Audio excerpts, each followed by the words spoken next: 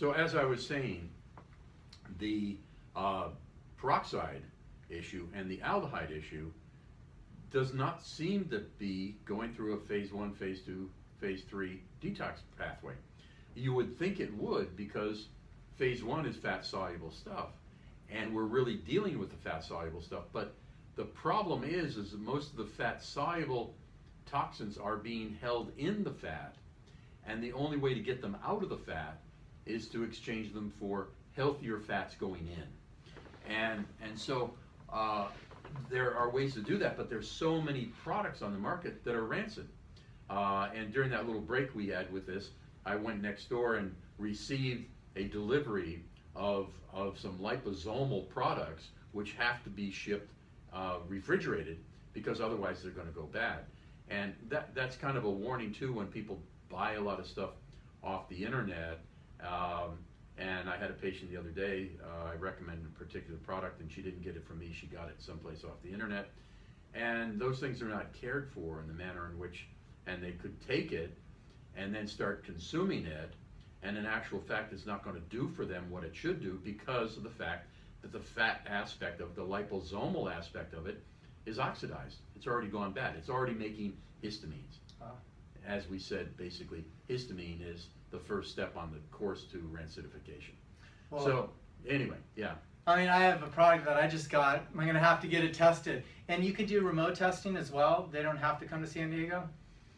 I can, but with a new patient, I like to see them in person for the first visit. Okay. And then we can figure out what their needs are after that. Okay. But, you know, a lot of times we have patients in every state but 3 and 15 foreign countries. So, you know, at some point they came here, you know, whether it was from South Africa or whether it was Nicaragua or whether or not it was England or wherever it was, they came here once upon a time. Because I deal with a lot of very chronically ill people that have been to, I had one woman come in, she'd been to 50 doctors. She was referred to me by a doctor on the East Coast. And because I don't take the history up front, I basically find out what's wrong, and then I say, this is what I'm finding on you, and then now tell me why you came. She was so excited to not have to repeat for the 51st time her entire history, and she said in the first 10 minutes of my looking at her, I told her what was wrong with her, which took all these other guys, you know, some time to come up with. But anyway, no, the whole way of looking at a person in a systematic manner, it's a systems approach. Right. Whether it be the brain chemistry, whether it be the detoxification, whether it be the hormones.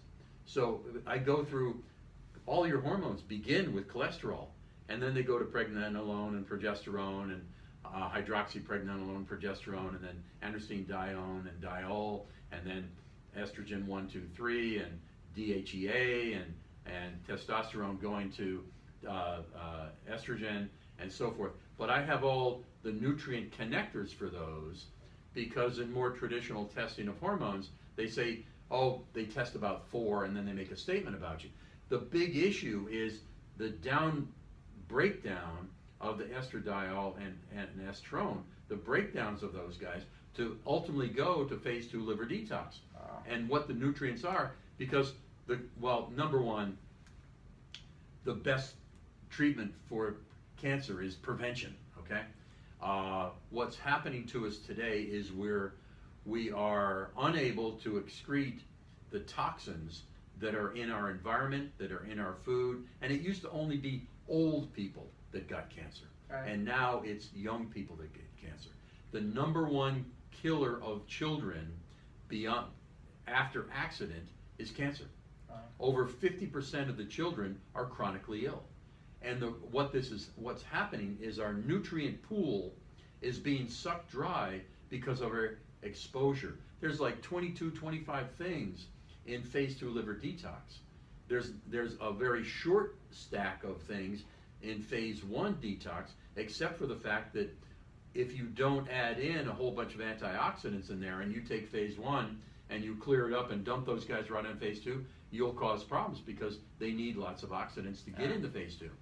And So when you take a look at the number of things and you picture a nice healthy pool, let's say, of all the nutrients, so that phase 1 can pull from it, phase 2 can pull from it, phase 3 can pull from it, and then all the nutrients that are required for all the downregulation of gene expression in histamine. There's like, I have 22 things, I think, in that nutrient, that one nutrient, that support those 7 genes for, alcohol dehydrogenase, acetaldehyde, and all those other guys in that pathway, the HNMT and so forth.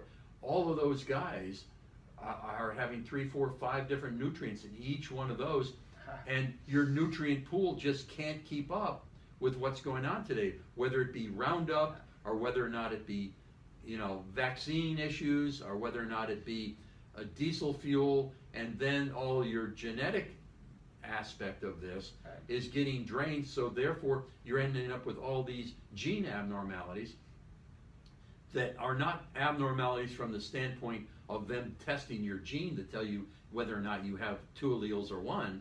It's really the down or up regulation of the gene itself. And that's not being looked at. They're just saying, you have this gene, therefore you're going to have that. That's not the case.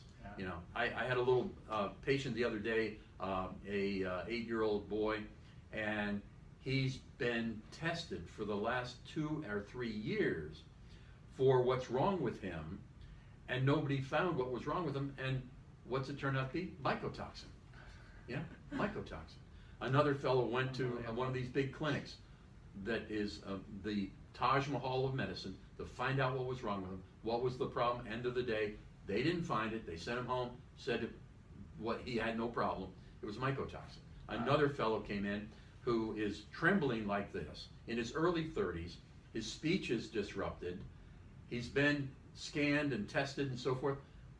What do they come up with? Nothing. They said basically you need to talk to a shrink. Mycotoxin. Unbelievable. Yeah. And we're not equipped to deal either evaluating and because these things are not being taught. There's labs out there doing this research, but the medical schools are falling behind in really looking at what's causing people to be ill.